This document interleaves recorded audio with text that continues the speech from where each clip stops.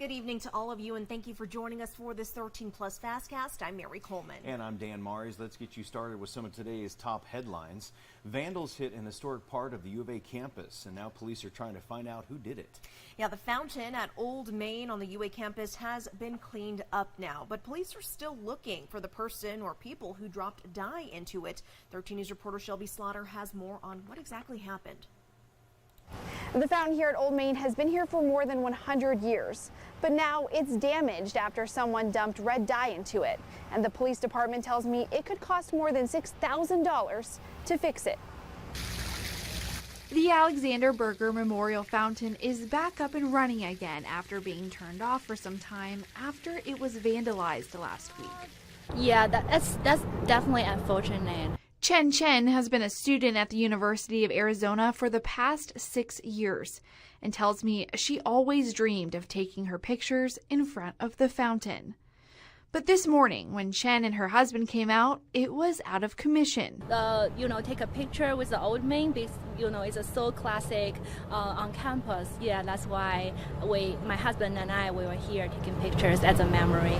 The University of Arizona Police Department is still looking for who is responsible for the vandalism, after someone poured red dye into the fountain during a pro-Palestine rally last Thursday. That dye damaged some cement and got into the pumps, and now the university is examining costs to see what needs to be fixed and how much. That's really unfortunate. I'm really hoping to see it and fix as soon as possible. A UAPD spokesperson tells me it was the university's facilities call to turn back on the fountain.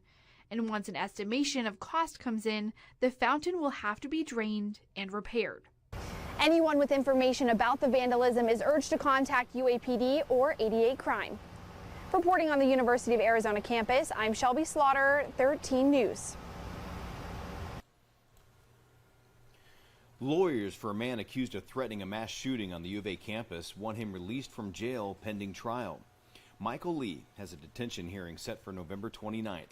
His lawyers argue that he is not a threat for several reasons, including that Lee doesn't have a gun and he probably can't get one. He is accused of threatening to shoot up UA fraternities and sororities in a Snapchat group back in October. Authorities say he admitted to making the threats. He said he was frustrated and needed to vent, but claimed he did not intend to actually carry out a shooting. Now, nearly 2 years after a police standoff at his home, former Arizona Corrections Director Charles Ryan has pleaded no contest to a disorderly conduct charge. You might recall what happened in early 2022. Police went to his Tempe home after a report that he'd hurt himself. That led to a 3-hour standoff. Yeah, police say Ryan consumed half a bottle of tequila, fired a gun inside his home, and pointed a firearm at 2 officers. Ryan's attorney told the judge the plea is in the public's best interest. He says Ryan doesn't have any specific memory of what happened during the incident. The former corrections director faces up to 2 years in prison when he is sentenced in January. Happening now, Pima County is taking new steps to keep guns out of sight and students safe. It's part of an agreement with TUSD to provide free gun locks for parents or guardians who need them. The county will provide 10 gun locks per TUSD school to be kept in the office for any parents to take home with them, no questions asked. Officials say this is an effort to cut down on accidental deaths, injuries, and suicides. Pima County Attorney Laura Conover says it's a priority. It's been a priority, since she took over in 2021. Last year, they handed out more than 18,000 gun locks. The goal is to get them into the hands of families that need one with the hope of preventing a tragedy. With nearly 90 schools, the cost of this comes out to more than $2,200. All of that is being paid by the county attorney's office. That means the cost for a gun lock for families is free. The Rio Nuevo Board has been paying for off-duty police officers in downtown Tucson, and they just expanded those officers' hours. 13 News reporter J.D. Wallace has more on the board's decision and what merchants in the area think of this. Go downtown on Congress and you might see a few Tucson police officers at Ronstadt Transit Center. If they're off-duty, Rio Nuevo has paid for them to be there. I don't like the need for it, but I understand why we have them 100%. From Suntran writer Danny Hurtado to Paul Cizik, co-owner of Johnny Gibson's Downtown Market, they say Rio Nuevo's effort has reduced crime, people sleeping in the open, and other issues, even if it remains a work in progress. I have seen a reduction in shoplifting.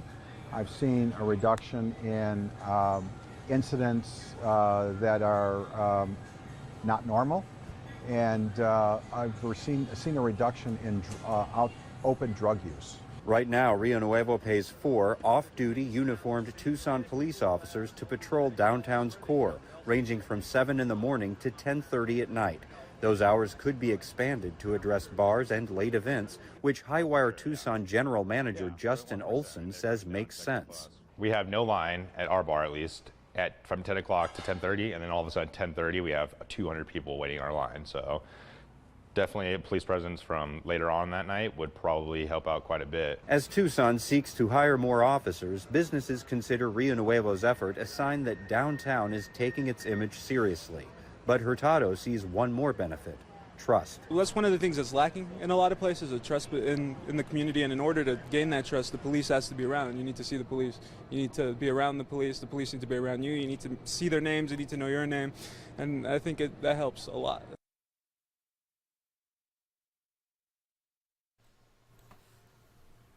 Well, Dan, I want to talk about this week's crime files. They're actually, it's in 2 parts because we got so much when we spoke with Tucson police cold case detectives. You've been in Tucson long enough. You've probably heard the names Karen Grajeda and Esther Galaz. Today we are talking about Esther Galaz. She was 6 years old when she was taken and found murdered. I'm going to pull up some pictures of her so people can put a face to the name. It happened on December 19th, 1994. Again, she was 6 years old, and this is the apartment complex that she was taken from. That was at 4141 East 29th Street. Initially, there was a suspect in this case because what they call the Southside molester incidents were taking place, where children around Tucson were being taken and unfortunately molested in these cases. Well, that person was a prime suspect until fairly recently. There's some new technology that has come out that has actually helped Tucson police identify a new suspect in this case. So very interesting, and those new developments are, it's very surprising to a lot of people in the Tucson community to find some of this out. Well, it's been so many years ago, decades ago, but hopefully this new technology could help lead to a suspect, because that family is still looking for some sort of closure, just knowing that somebody's out there. I saw an earlier part of your report where they had somebody in mind. Somebody yelled her name from a truck. Yes. So there might be some sort of connection there, police believe. Yeah, absolutely. They said, initially they spoke to children because there were a bunch of children outside playing, and over time memories change. Kids may have seen something, they change their mind or they remember something that happened back then. So they're really hoping that getting this out again, even though it's been 29 years, that someone might remember something. And this is something that every family can relate to. I mean, I've lived in apartment complexes. All the kids get together in the little common areas and they play, and in the neighborhoods, playing along the sidewalks and people's front yards. So it is just so devastating that this happened to this little 6-year-old girl, and I'm looking forward to seeing your story tonight. Yeah, absolutely. I'm still working on the report. We'll have more details. That is coming up on 13 News Live at 10. And as I mentioned, next week we'll have part 2 where we talk about Karen Grajeda, who is also a young girl who went missing and unfortunately was never found. All right. Thank you, Mary. Yeah. Absolutely. Well, now to some lighter news. A Texas teacher is being hailed for the incredibly creative mock trip to Mexico she arranged for her first grade class. Yeah, well, those kids may have gotten a pretend trip, but now the teacher is getting a real one. Jeannie Moose reports tonight. It's the next best thing to going there. Come along with first grade to Mexico. Here we're taking passport pictures. I'm going to laminate some boarding passes. Texas teacher Sonia White staged a mock trip to Mexico for her students. I'm going to change my classroom into an airplane. The first graders at Trinity Leadership School flew Southwest Airlines. Where are you going? Mexico. With their carry-on luggage and even neck pillows. So now I'm a TSA agent. A video of takeoff set the mood.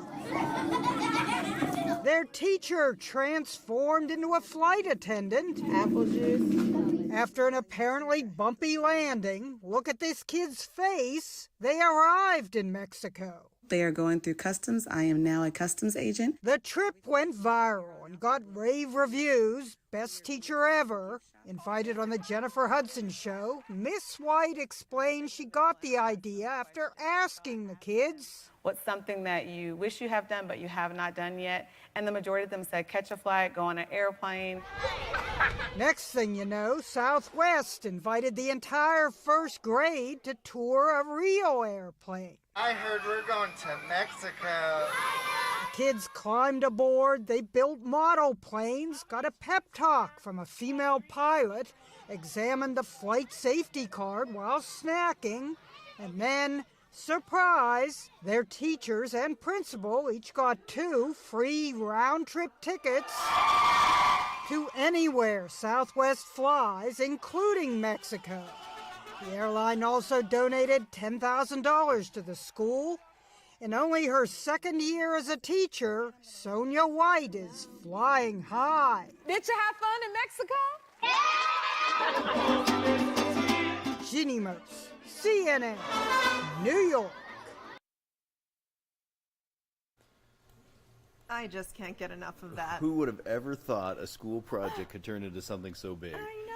So now I wonder, she can go anywhere? I wonder if she's going to go to Mexico or go somewhere else. I mean, hey, well, they said they gave her a couple of vouchers, so Mexico Nice. and then, wherever else her heart desires. And What a- maybe her kids are inspired till they'll start to do some traveling too. What a great teacher. So cool. So cool. Well, we will leave you with a live look overlooking the city of Tucson. Things looking pretty good out there. Hey, I think I see my house. Oh, yeah. Hey, hi, Dan.